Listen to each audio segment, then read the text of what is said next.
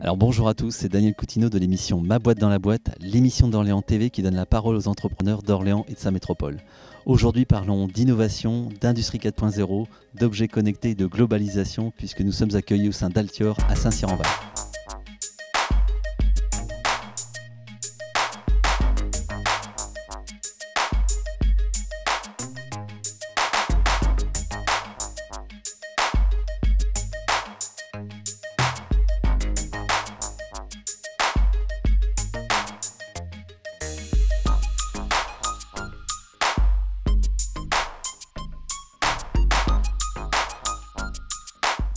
Bonjour Yannis Cottard. Bonjour Daniel Coutinho. Alors merci de nous accueillir à Saint-Cyr-en-Val, donc au sein du groupe Altior. Donc je dois le dire, on est entouré d'open space, de machines, de haute technologie. Donc comme je disais, on est en plein dans l'innovation, hein, l'industrie 4.0, les objets connectés. Est-ce que tu peux nous présenter très rapidement finalement le groupe Altior en 2019, vos principales activités, un petit rappel historique malgré tout, et finalement les différents types de produits qui sortent de cette usine? Alors bienvenue chez nous, hein. Donc vous êtes chez Altior. Ici on est un des leaders français de la conception et de la fabrication d'objets connectés. Ouais. Donc on a quelques produits qui sont les nôtres, hein, sous la marque Nodon pour la maison connectée. Mais la plupart des produits qu'on fabrique, on les fabrique pour des tiers. Donc on est un sous-traitant. Donc des clients viennent nous voir avec une problématique, avec la volonté de fabriquer un objet connecté, ou alors avec la volonté de rendre communicant un objet qui ne l'est pas. Et on va les accompagner pour réaliser ça. Donc on va analyser avec eux leur cahier des charges, éventuellement le réécrire. On va faire la conception des produits, tout ce qui est phase de prototypage. Puis après, on va industrialiser, donc créer les moules, les bandes test, etc.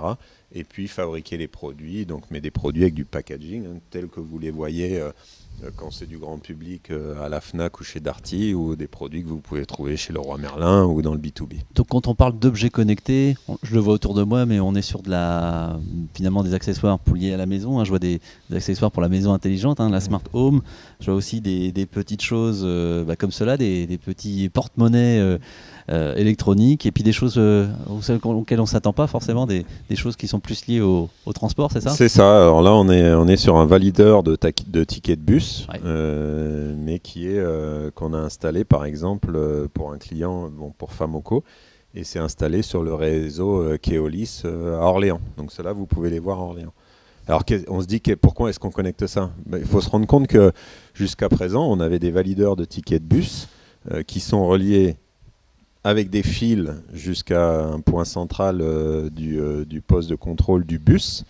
Donc déjà, tirer tous ces câbles, ça coûte très cher. Et en plus, pendant que le bus fait sa tournée, on a très peu de communication avec le central. On a un peu de télématique, mais très peu en fait. Et quand le bus rentre au dépôt, on récupère toutes les infos. D'accord. Là, c'est fini. On se retrouve avec un projet. Alors, il faut toujours alimenter le produit, mais on n'a plus tout le réseau filaire pour remonter l'info. En fait, là-dedans, on a un téléphone portable un petit peu durci et on communique directement l'info en temps réel. On sait ce qui se passe, on sait combien de personnes dans le bus en temps réel, on sait beaucoup de choses. Et en plus, avec des QR codes, donc on peut payer. On peut avoir un ticket dématérialisé.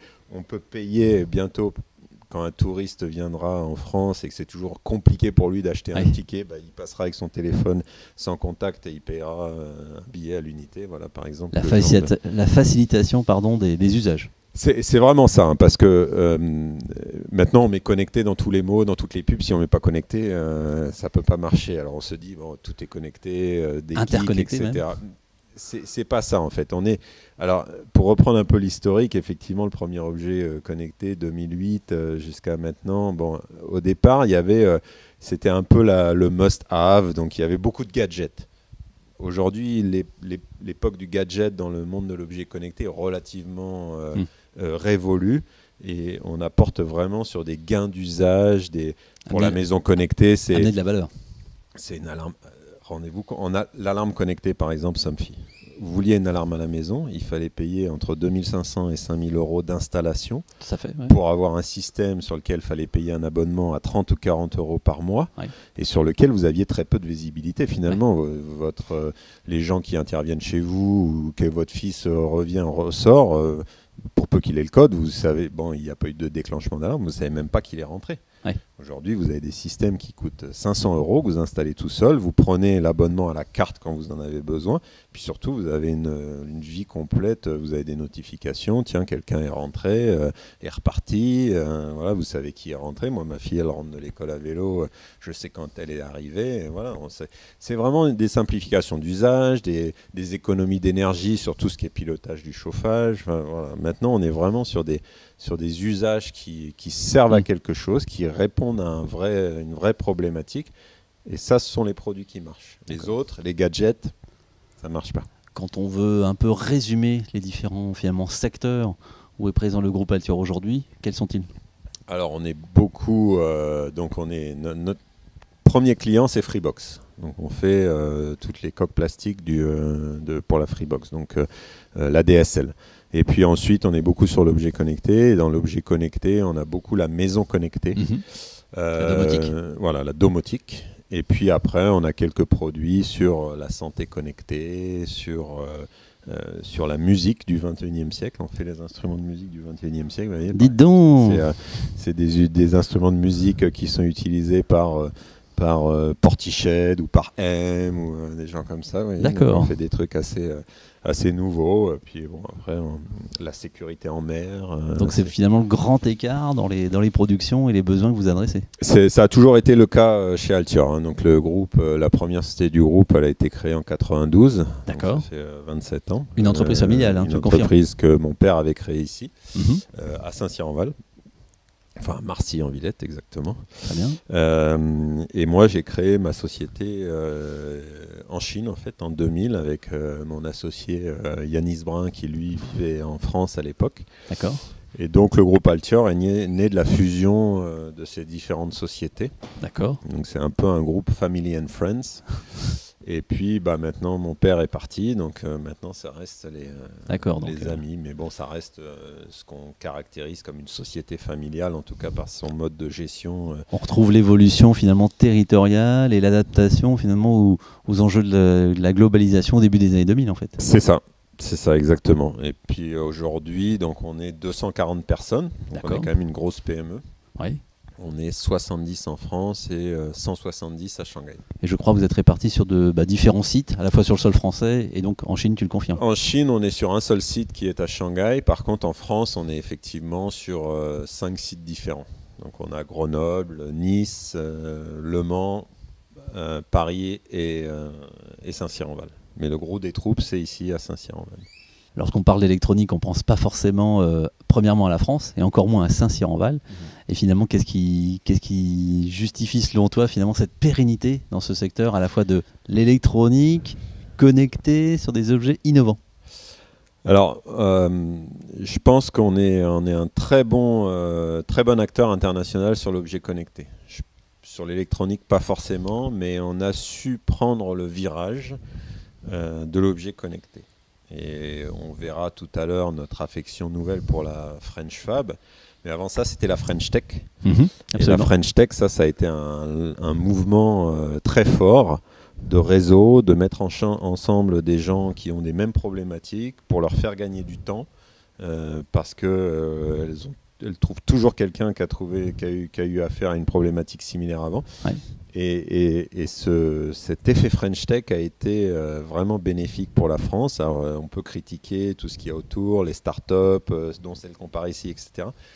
En attendant, ça a été un vrai accélérateur, et ça nous a permis de nous situer de manière très haute sur ce podium international des objets connectés. Donc ça allait vite, et puis finalement le pavillon national French Tech et d'autres initiatives finalement ont encore plus accéléré finalement la dynamique que vous avez commencé à lancer avec ton associé. C'est exactement ça, et puis un bon témoignage de ça, c'est quand on va au CES Las Vegas. Tout à fait, oui. Chaque année. Où nous on participe chaque année, hein, c'est notre plus gros salon. Et quand on va dans ce qu'on appelle l'Eureka Park. Ouais. Bon, il n'y a pas besoin de parler anglais pour imaginer ce que ça veut dire. Hein. Donc c'est un peu le là coin où des on voit géos toutes trouve les tout, inventions. les innovations, absolument. Et quand on va sur cet Eureka Park, là où on voit toutes ces startups, il y a un véritable hold-up français.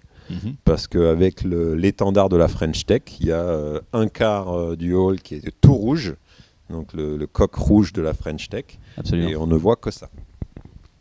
C'est pour toi une fierté finalement, encore une fois, une PME, on va dire, familiale qui devient finalement une grosse PME, une ETI en se consolidant et se consolidant mondialement, de finalement porter une spécificité, on va dire, technologique française, que tu le dis, est reconnue finalement à l'autre bout du monde et sur des places où finalement au CES on imagine il y a énormément d'acteurs qui sont reconnus, mais finalement de retrouver des produits Altior dans les mains de gros donneurs d'ordre. En fait, ça revient de temps en temps quand on se confronte à des tiers qui nous disent ouais, c'est génial ce que vous avez fait. Donc on essaye de prendre un peu de recul en se disant ouais, c'est pas mal en fait, mais dans le quotidien, c'est pas comme ça que ça se passe. Dans le quotidien, on a plein de choses à faire. Une PME, c'est fragile et puis ça se construit en équipe. Donc c'est pas ça qui anime au quotidien. En fait. Il faut délivrer. Ouais, ce qui anime au quotidien, c'est le plaisir de faire ensemble, c'est d'avoir des équipes, et puis de sentir que ça nous a dépassés. Ça, c'est important. C'est parce que c'est ok, on garde une position de leader, mais c'est pas ça en fait. Tout seul, ça marche pas en fait. Ouais. C'est surtout de voir que tu arrives et que le matin et que tu t'occupes pas de tout, mais que ça roule parce qu'il y a de l'implication, parce que les gens s'approprient ensemble ce sujet. En tout cas, on sent cette notion à la fois ici avec les équipes et par rapport à ce que tu décris, finalement tout cet écosystème finalement dans lequel le groupe est désormais plongé. Nous, c'est sûr qu'on est devenu un acteur reconnu dans ce milieu-là, et ça, c'est vrai que quand on va sur les salons, là, pour le coup, là, c'est une petite fierté, effectivement, de voir l'affluence sur le stand Altior. Là, on a vraiment pris une place certaine. J'en déduis que tu parles le mandarin. J'en parle mandarin, ouais, c'est ça. Absolument. Je parle mandarin, shanghaïen, anglais, forcément. Dis donc, hein. Donc une belle PME qui s'exporte. Ouais, c'est important chez nous. Ça a beaucoup évolué aussi. Hein. Moi, je me souviens faire partie d'une génération d'ingénieurs où on pouvait obtenir le diplôme sans parler anglais. J'étais la dernière de mon école. L'année d'après, il fallait avoir un certain nombre de points au TOEFL. Maintenant, ça a vraiment changé. Hein.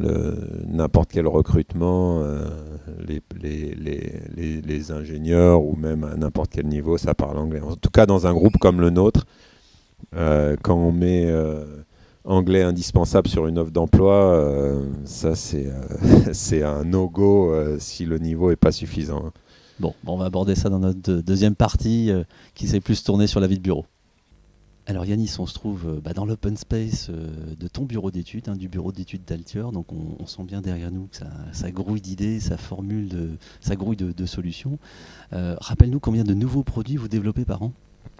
C'est à peu près une quinzaine de produits par an. Ouais. Alors sachant qu'un produit, c'est à peu près 12 mois de gestation entre la première rencontre avec un client et le produit qui part en production.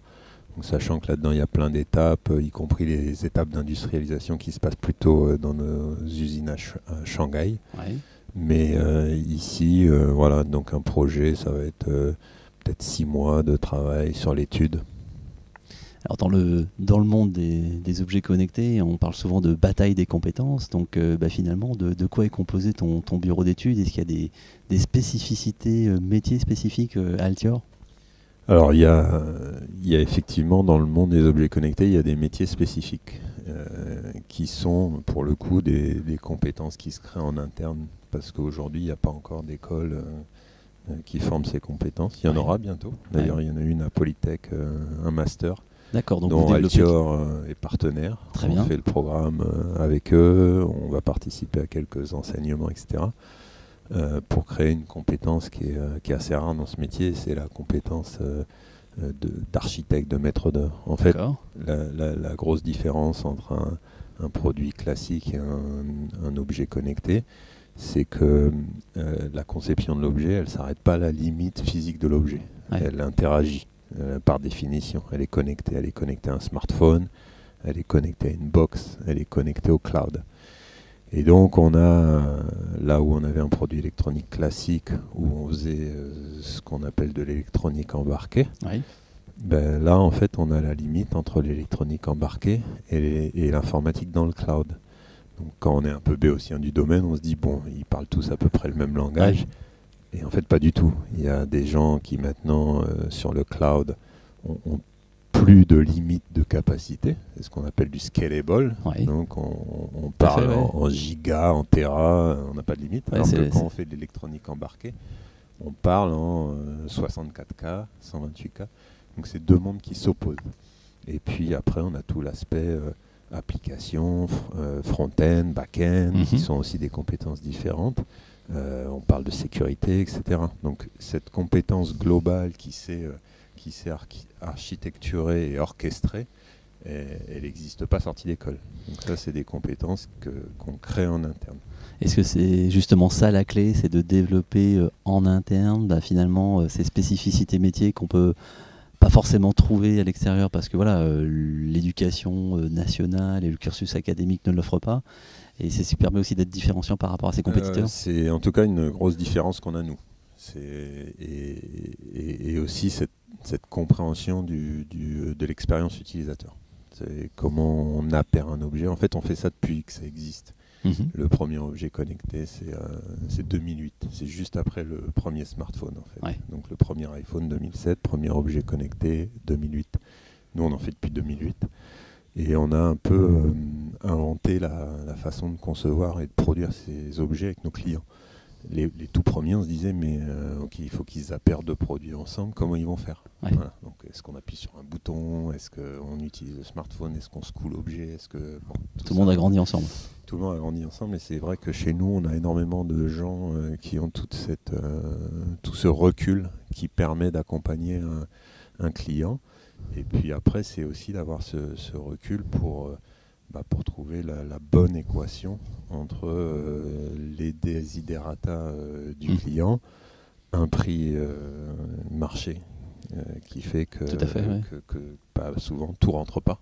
Ouais. Voilà. Donc il faut faire les bons choix. Donc c'est vraiment l'étape ultime, c'est finalement la co-conception entre Altior Group et ses clients. C'est ça, c'est vraiment de la co-conception. C'est ce qui plaît beaucoup aux gens en interne, en fait, c'est que si on prend Altior vu de l'extérieur, on se dit c'est un sous-traitant qui fait des pièces mécaniques ou des produits électroniques. Et ça n'a rien d'excitant. Et en fait, ce qui excite beaucoup les gens chez nous, c'est qu'on fait des projets des clients, nos projets, on fait de la conception avec eux, on marche main dans la main, et surtout on change de projet assez régulièrement. Donc c'est pour ça que ça plaît beaucoup, tout cet aspect projet, cet aspect implication avec le client, c'est ce qui plaît beaucoup aux collaborateurs en interne. Alors tu l'as dit tout à l'heure, donc le groupe Altior, c'est au début une affaire effectivement familiale, donc qui s'est on va dire structurée au fil du temps avec certains renforcements et des nouvelles compétences et cette globalisation. Comment tu projettes le groupe Altior dans 5, 10, 20 ans et notamment l'aspect ressources humaines, métiers Je vais utiliser le joker, appelle à ton ami là. Non, 10 ou 20 ans, aucune idée. Dans 5 ans, on a l'intention de confirmer notre place de leader sur ce marché. Voilà, toujours, ce qui nous caractérise, c'est vraiment l'innovation, mais aussi la flexibilité. En interne, comment on va être dans 5 ans? On va être une entreprise qui marchera beaucoup en mode holocratique en fait. Moi je crois plus beaucoup aux organigrammes en râteau déjà maintenant. Donc c'est beaucoup défini sur des rôles, des gens qui sont impliqués, qui du coup ont une vision assez claire de ce à quoi ils participent dans l'entreprise. Le sens au travail. Voilà. Et du coup, qui peuvent s'impliquer. Et c'est pas. Donc, on a toujours besoin d'un référent hiérarchique pour valider les congés, mais moi je pense que, hormis ça, on a des experts. Et puis voilà, il faut employer des gens qui sont meilleurs que soi sur leur domaine de compétences. Sinon, ça n'a pas de sens. Et ça, c'est souvent un défaut des PME françaises. Moi, ma comptable est meilleure que moi en comptable, et heureusement, ma responsable RH est 10 fois meilleure que moi en RH. Et mettre les compétences où vraiment elles sont le plus utiles. Voilà. On a vu aussi donc, pas mal d'actions et de partenariats entre le labo et le groupe Altior. Quel parallèle tu fais finalement entre ce bouillonnement qu'on peut voir au labo avec plein d'entreprises innovantes et finalement le groupe Altior, donc, qui est toujours dans l'innovation mais à une échelle qui est bien plus différente? En fait, c'est une façon assez proche géographiquement de se rappeler ce qui est notre quotidien avec nos clients, en fait, parce qu'on a peu de clients orléanais, en fait. Mais cette effervescence qu'on peut ressentir au labo, c'est un peu l'effervescence qu'on a chez tous nos clients. On a énormément de clients qui vivent dans des espaces de coworking, qui vivent dans des incubateurs parisiens ou autres. Et voilà, c'est vraiment quelque chose qui est important de créer cette ambiance justement pour laisser libre cours à cette innovation, et surtout l'innovation dans des délais raisonnables. Parce que c'est aussi ce que viennent chercher, par exemple, on n'a pas que des startups en clients, on a aussi des grands groupes. Les grands groupes, ce qu'ils viennent chercher chez nous, c'est un produit développé en 12 mois, là où chez eux, ils savent le faire qu'en 24 mois. Et il vous faut cette flexibilité, cette capacité de réaction avec les équipes. C'est ça, c'est important que ça reste toujours présent. Mais c'est compliqué, hein. Ça nécessite de se réinventer tout le temps en termes d'organisation. Ça crée aussi beaucoup de turnover, hein, forcément, parce qu'on emploie des gens jeunes, donc forcément au bout d'un moment ils veulent aller voir ailleurs, parce que voilà, il y a des gens à qui une organisation va, quand on change d'organisation, ça va moins bien. Mais bon, après moi je pars toujours du principe que ça c'est une opportunité pour tout le monde, hein. Il faut que les gens se sentent bien, et nous, il faut qu'on chante bien avec les gens, et il faut faire de tous ces changements des opportunités, de découvrir des nouveaux horizons, des nouvelles histoires, des nouvelles compétences. Donc voilà, c'est pour ça qu'on est toujours en recrutement ici. On recherche des gens dans tous les domaines, que ce soit de l'ADV, du commercial, de la RH. Les meilleurs talents. Et puis aussi beaucoup tout ce qui est bureau d'études, hein, donc conception électronique, conception mécanique. C'est un vrai enjeu. Ouais, toujours. Alors le groupe Altior, c'est beaucoup de produits innovants, hein. On est sur l'Internet des objets et donc beaucoup d'objets connectés. Ce qu'on voit également, c'est le coq de la French Fab, donc on est en plein dans l'industrie 4.0. Donc finalement, est-ce que l'innovation, c'est aussi important dans les processus de fabrication? Alors, c'est en tout cas pour la production ici locale, c'est hyper important. Typiquement, là, on a une chaîne de fabrication. Tiens, qui fabrique ça? Je vais te sortir. Alors, c'est en direct. Hein. Oh, le petit objet. Voilà. C'est un porte-monnaie électronique, tu vois, pour les enfants. Je vais le montrer. Et c'est personnalisé à l'unité. Tu vois, ça, c'est des produits qui font tout leur sens au XXIe siècle. Là, c'est la pastèque. Moi, c'est la pastèque, ouais. Je paye ma baguette avec la pastèque, tu vois. Donc, ça fait beaucoup rire la boulangère. Elle me fait ah oui, c'est vrai, vous, c'est la pastèque. Est-ce que c'est Mounir Majoubi qui en avait C'est ça. Alors, il y avait lequel, lui? Je sais plus ce qu'il avait. Je t'avoue que je sais plus ce qu'il avait. D'accord. Et donc, en fait, pour personnaliser ça et livrer ça dans des délais records, le site web marchand de Jab, donc c'est le groupe La Poste, tout à fait, est directement connecté avec notre chaîne de prod. D'accord, donc il y a un C'est-à-dire qu'il pilotage. n'y a personne qui intervient là-dessus. Alors bien sûr, il y a un opérateur qui vient faire le produit, le mettre dans la boîte, etc. Et on vient scanner la puce qui est à l'intérieur, on vient scanner la petite étiquette lettre suivie, Mhm. et tout ça, le client final reçoit directement un email pour savoir que son produit est parti, et là personne n'a rien fait. D'accord, Voilà, donc ça c'est typiquement quand on dit 4.0, voilà par exemple ce une qu'on fait en traçabilité en 4.0. temps réel de la production et C'est finalement ça. de l'approvisionnement vers le client C'est destinataire. ça, c'est ça. Et du coup, c'est assez marrant parce que ça, c'est une start-up qui est chez La Poste, Ouais. donc qui innove énormément, avec encore une fois des jeunes qui ont L'énergie, même hein, pas 25 ans. un bouillonnement. Et pour eux, ils conçoivent même pas que ça se fasse pas comme ça, en fait, Ouais. puisque ce sont des digital natives. L'info en temps réel, pour eux, Ouais, c'est l'immédiateté et la voilà. disruption, quoi. Et ce qui est assez marrant, c'est qu'aucun grand groupe qui rêverait ça n'ose le demander. Et en se disant, mais non, on va trop loin en fait. Mais, Trop conventionnel, etc. voilà. Et ça, Ouais. c'est assez marrant. Voilà, voilà ce qu'on fait. Et puis bon, après, on voit d'autres tendances qui arrivent dans l'industrie. Hein, Ouais. celle qui est la plus fréquente, c'est la géolocalisation des assets. Voilà. Donc des caisses navettes, des pièces d'avion qui coûtent cher, où est-ce qu'elles sont en temps réel, les containers, où est-ce qu'ils sont en temps réel. Voilà ce qu'on voit beaucoup sur la supply chain de manière générale. On parle beaucoup du renouveau de l'industrie française, finalement une réadaptation finalement au nouveau monde, aux nouvelles technologies hein, que vous incarnez plutôt bien dans le groupe Altior.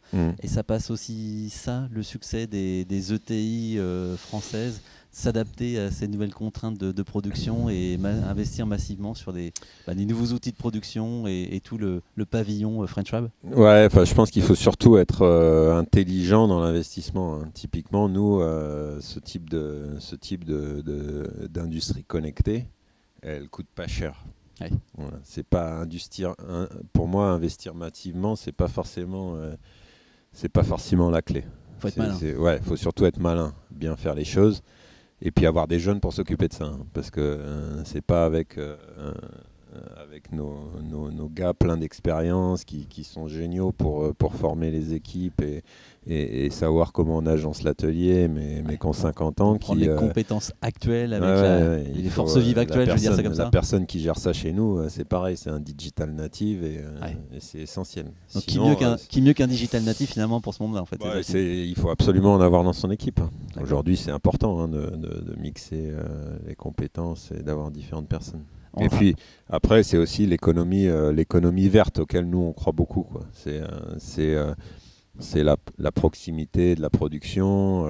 Une production responsable. Ouais, production responsable, packaging responsable. Typiquement pour Freebox, on fabrique toutes les coques plastiques des Freebox pour ce qu'on appelle le refurbishing. Donc quand vous déménagez ou quand vous avez un problème SAV, vous rendez votre box. Et elle est démontée, nettoyée, vérifiée, puis on remet une coque plastique neuve. Le reconditionnement. Hein. Voilà, reconditionnement. Bon, ces pièces plastiques, on les produit en utilisant 80% de matière recyclée des anciennes coques. D'accord. Voilà, par exemple, ce qu'on fait. Oui, on a vu des imprimantes 3D hein, tout à l'heure lorsqu'on a pu faire le tour du site. Donc j'imagine aussi que ce sont des nouveaux outils qui permettent des nouvelles possibilités. Pas encore. D'accord. Ça, c'est une légende urbaine où on communique beaucoup sur la fabrication additive, etc. Alors, il y a quelques industries comme l'aérospace, donc les satellites ou parfois quelques avions, mais plus sur les avions qui se font en très petit volume, hein, même pas sur de l'Airbus ou du Boeing. En fait, ce sont des technologies qui ne sont pas encore mûres pour produire des dizaines et des centaines de pièces en mode série. Ou en tout cas, produire une centaine de pièces sur une imprimante 100 fois le prix unitaire, ça va coûter aussi cher que de faire un outillage qui va permettre d'en faire 100 et puis les 100 prochaines à un coût largement moindre en fait. Ouais. Donc la fabrication additive en grande série, ça c'est pas encore quelque chose qu'on voit. C'est un vrai outil quotidien chez nous, puisque quand on conçoit par contre, faire des prototypes tous les jours pour avancer dans la conception, ça c'est un outil nécessaire. Mais produire en grande série, c'est pas encore ça. Et on le rappelle pour nos amis auditeurs, donc Alture Group, c'est combien d'unités produites et expédiées par an? Alors l'année dernière, c'est à peu près 2 millions de produits fabriqués, dont 600 000 objets connectés. 600 000 objets connectés, et puis finalement on est sur un marché finalement global, puisque vous alimentez finalement des clients qui sont tout autour du monde sur différents sites. On alimente surtout des clients français, mais effectivement on les alimente soit sur la France, soit sur la Chine, soit sur les États-Unis. Et eux, effectivement, rayonnent un peu partout. Où tu t'évades et finalement, qu'est-ce qui te permet de finalement déconnecter pour mieux revenir auprès des équipes? Alors,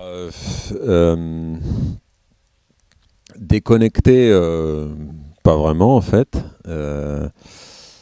Après, moi je suis persuadé que le monde de l'entreprise, c'est d'abord une histoire d'une équipe d'hommes qui vivent ensemble, et qu'on le sait qu'aujourd'hui, c'est cette histoire de, quelque part, de projet de vie et d'équilibre boulot, vie perso. Et qui vit pro, et c'est fondamental. C'était un peu une chasse gardée du patron qui pouvait faire ce qu'il voulait. Ouais. Et maintenant, c'est plus ça. En tout cas, tous les jeunes sont comme ça, et il y a beaucoup de gens qui ont évolué et qui ont besoin de cet équilibre. C'est parce que passer 8 heures par jour au boulot, si on s'y réalise pas et si on n'a pas cet équilibre, ça marche pas. Et donc moi, déjà on est 5 associés, donc puis on a tous ces collaborateurs avec qui on fait des trucs géniaux. Donc on a cet équilibre, cette réalisation dans le boulot. Tout à fait. Et puis à côté de ça, c'est la famille en fait. La famille, les voyages, beaucoup de voyages, énormément de voyages aux États-Unis, en Chine, beaucoup en Europe. Ça permet aussi peut-être de s'inspirer aussi sur. C'est ce qui est sur le monde. C'est hyper important de rester ouvert, quoi. Ça c'est essentiel. Donc nous, ça fait partie de ça, quoi. C'est tout ça. Là. Et puis les enfants, quoi. Ça c'est. Bon, on sent bien toutes ces passions qui t'animent. Est-ce qu'il y a encore des rêves que tu n'as pas encore réalisés? Alors, des rêves que j'ai pas encore réalisés, c'est de réussir à avoir une entreprise où 100% des gens sont engagés. L'engagement. Bon, vous n'êtes pas loin, 90? Non, c'est malheureusement. C'est un travail de tous les jours. Ouais, c'est un travail de tous les jours, et ça. Je dirais que ça restera, parce qu'on a fait plein de trucs géniaux dans les produits, dans l'innovation, dans la croissance de la boîte, etc. Ouais. Mais on me dit, tu peux pas demander ça. Ça marche pas, quoi. Ça n'existe pas. Mais même si c'était que 80 ou 90, ce serait déjà une grosse satisfaction. Ça, je pense que ce sera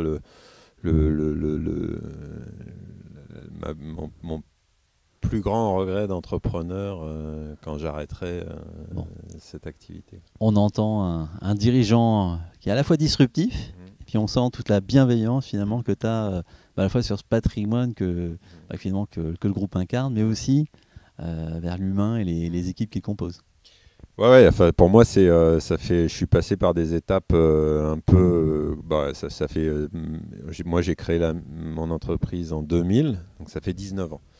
Donc, je suis passé par plein d'étapes différentes, et la plus récente, ça a été la restructuration du capital de la société. Donc, avec l'entrée de fonds. Le départ de mon père, l'entrée de mes associés historiques qui n'étaient pas au capital du groupe, mais au capital d'une des filiales, donc ils sont montés au capital du groupe. Ouais. Donc maintenant, on a une belle structure bien organisée qui permet de faire plein de choses. Mais en tout cas, moi, de passer par ce process m'a fait prendre conscience que Alture, c'était au-dessus de moi, en fait. Que c'était, même si aujourd'hui je suis le principal leader des équipes, même si je ne suis pas tout seul, et que je me dois les mener au quotidien. En fait, un jour ça continuera et un jour ça continuera sans moi. Il faut que ça puisse vivre sans On se moi. sent dépositaire Voilà. d'un tout qui... C'est ça. Donc ça nécessite que tu sois, que t'aies effectivement.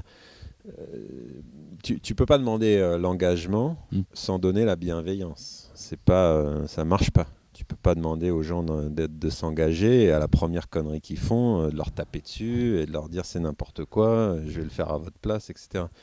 Ça marche pas, ça. Non, effectivement, c'est plutôt révolu. Donc voilà, c'est un ensemble, quoi. Tout Bon, ça. après, je peux finalement l'attester parce que depuis qu'on vient de poser nos caméras avec Orléans TV aujourd'hui, bah, finalement, moi j'ai vu des sourires et plutôt un très bon accueil de la part des équipes. On sent finalement que les employés, bah, ils sont contents de faire ce qu'ils font. En tout cas, on sent des équipes en tout cas impliquées, j'espère engagées, en tout cas au niveau où tu l'attends aujourd'hui. En tout cas, on sent dans une entreprise finalement qui est bien connectée en tout cas à son activité. Ouais, on essaye. Et puis ce qui est assez marrant, c'est que tu le vois là et tu le vois autant quand tu es à Shanghai. C'est un côté assez sympa aussi quand tu vas là-bas, quoi. Donc tu as réussi à finalement à influencer. Enfin, on l'a fait là-bas avant, en fait. D'accord. Ouais, c'est né là-bas avant. Et là-bas, on va dire, quelque part, c'est presque plus facile qu'ici parce que les gens que tu emploies là-bas, la plupart sont dans un mode je m'expatrie, j'y vais pour quelques années. Souvent, j'ai pas encore d'enfants, donc j'ai beaucoup plus de temps à consacrer à l'afterwork. Donc une vraie implication du collaborateur. Bon, et puis ce qui est nécessaire là-bas, parce que là-bas, t'es dans le dur, quoi. T'es dans la production, c'est le dur de notre métier. C'est la mine innovante. Ouais, là-bas, tu sens que c'est l'usine qui gronde, quoi. Alors Frédéric, tu es le directeur de la communication. Oui, tout à fait. Et j'ai vu tout à l'heure, Yanis, il nous a mis une dérouillée à tous les deux pendant qu'on jouait au badminton. Et le badminton, finalement, il a une histoire bien particulière avec le groupe Altior. Oui, tout à fait, puisque en fait, le badminton, on a des liens très serrés avec ce sport, puisque André, le fondateur du groupe Altior, avait créé le club de Marcy en Villette il y a déjà quelques années. Ouais. Et nous sommes depuis 2014 donc un partenaire majeur du tournoi international de badminton qui a lieu au Palais des Sports tous les ans au mois de mars. D'accord, donc c'est vraiment un sport finalement qui est dans l'ADN de l'entreprise, à la fois sur la pratique, mais aussi donc sur finalement l'accompagnement de l'événement d'Orléans. Oui, exactement.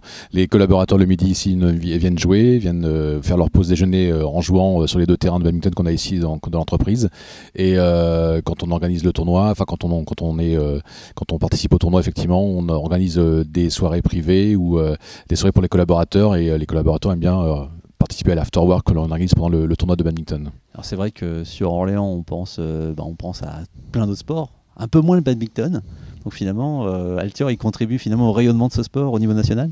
Oui, c'est vrai, on essaye d'être bien présent, d'être actif dans le rayonnement et dans l'animation de ce tournoi et du badminton.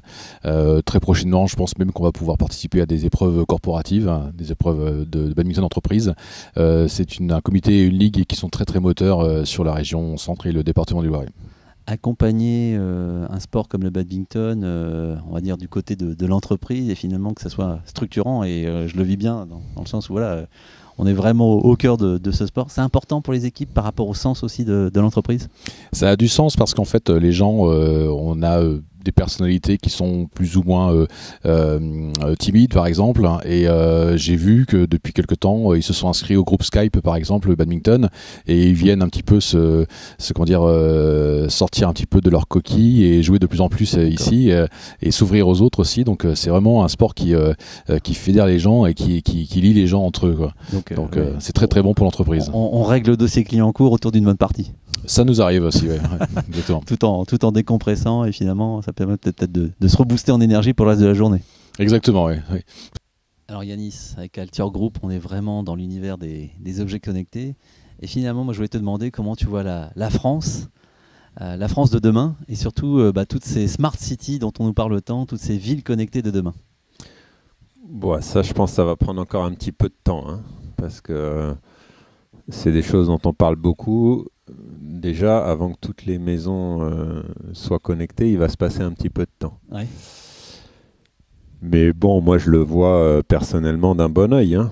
C'est bon, on dit toujours que c'est le cordonnier le plus mal chaussé. Alors moi, tout n'est pas connecté à la maison, mais il y a quand même une certaine partie qui est connectée. Et de bonne progression. C'est bon, c'est juste génial à l'usage. Donc quand on se dit la maison est plus simple d'utilisation, elle consomme moins et potentiellement elle devient autonome en énergie un jour, qui peut dire c'est pas un bon progrès. Mais bon, voilà, après ça va encore prendre du temps. Bon. Alors Yanis, nous, à Ma Boîte dans la Boîte, on fait ces émissions pour finalement aussi un peu vulgariser et mieux faire prendre connaissance des entreprises d'Orléans et de sa métropole auprès des jeunes notamment. Et finalement, quel conseil tu donnerais à un jeune aujourd'hui qui nous écoute? Bah, c'est de faire ce qu'il aime. Voilà. Et puis d'essayer des choses et s'il se plaît dans une boîte, bah, qu'il y reste. Et puis s'il se plaît pas, qu'il aille voir ailleurs. Et qu'on arrête de...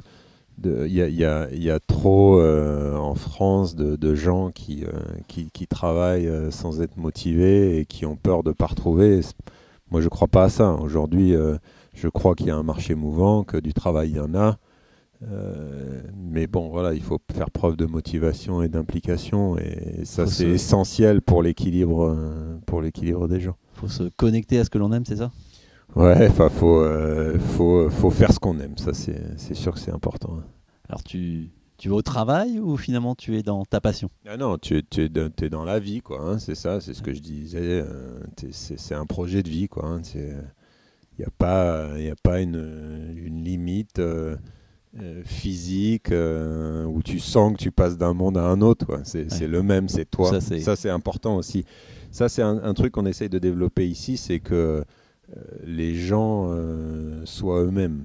Et ça, c'est pas inné pour tout le monde, mais ça, c'est un autre conseil qu'il faut donner aux gens. Pas de masque. Ouais, non, faut arriver. Alors ça, c'est malheureusement, on le voit encore, hein, ouais. même dans des entreprises comme la nôtre. On peut pas passer 40 heures par semaine, enfin bon, c'est pas 40, mais 8 heures par jour avec le masque et prétendre l'enlever en partant et le remettre, ça tient pas. Être soi-même et authentique, c'est ça? Ouais, c'est trop dur. On peut pas se réaliser en faisant ça.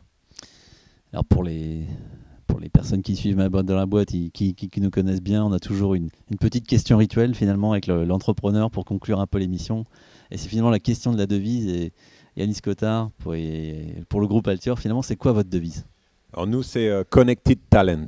Donc, Connected Talent. Voilà, qui en anglais veut dire, en français veut dire talent connecté.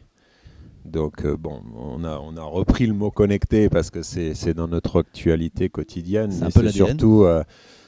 C'est surtout de dire, voilà, l'entreprise, elle fonctionne parce qu'on a plein d'expertises différentes qui fonctionnent les unes avec les autres. Et c'est ça qui fait la force d'Altior. Yanis Cottard, donc un connecteur de talent. Ouais, si on peut le dire. Bon, alors qu'est-ce qu'on peut te souhaiter et qu'est-ce qu'on peut souhaiter au groupe Altior pour les prochaines années? Un développement... Quelques gros nouveaux clients, un développement, une croissance comme celle qu'on a connue les dernières années. Hein, donc c'est une belle croissance, hein, une croissance à 2 chiffres, mais pas non plus une croissance exponentielle. C'est trop compliqué à gérer. Bon.